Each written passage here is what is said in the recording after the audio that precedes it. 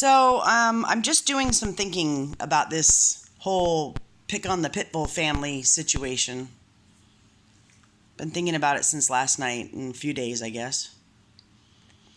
Now, this alderman yesterday told us that he was getting complaints about this family's dogs up in the neighborhood that they lived in a few blocks from here. Oh, for approximately 2 years, he said, but these dogs are less than a year old.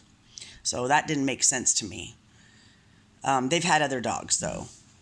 But they said they kept getting over and over and over a neighbor complaint up there. So they move out of town for a while. They come back to town, move into a different neighborhood, and now they've got somebody else immediate complaining before they even moved in the house. Now, I could have this wrong, so excuse me if I am, but it would seem to me that, is it entirely possible that the little cronies that belong to all these political people that, or whatever, whoever they are, have somebody start making complaint calls for them when they decide to target somebody so that they can have a reason to come make a call on these people and have a reason to take their dogs.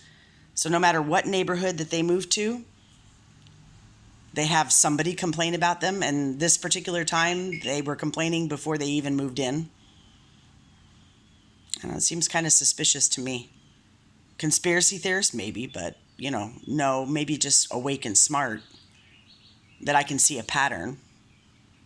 You go from one neighborhood to the next. Maybe they should try moving to another alderman's.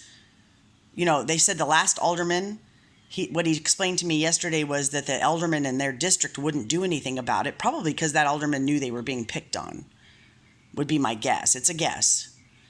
But then they called him to do something about it because the other alderman wouldn't. Then they moved to this district, and the alderman just starts coming down on him like a ton of bricks with a person who's called up to 3 times in a day. And I'm telling you, we live right next door. Those dogs don't bark. Though they don't make any bother with anybody other than somebody coming up close to the property. So it seems to me this particular alderman went to another neighborhood where, like I said, the alderman may have seen that this was an issue as far as these people being picked on. I don't know.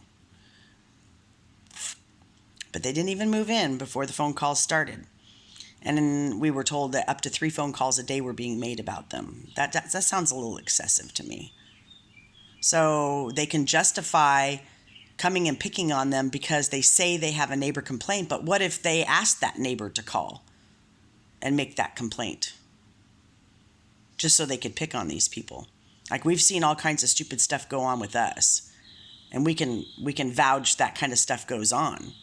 So I don't know that it's too far-fetched to even consider that they're having these phone calls made just so they have a reason to go pick on them. Just food for thought. It seems to be how these people work around here. It's questionable at best, anyway. Have a good day.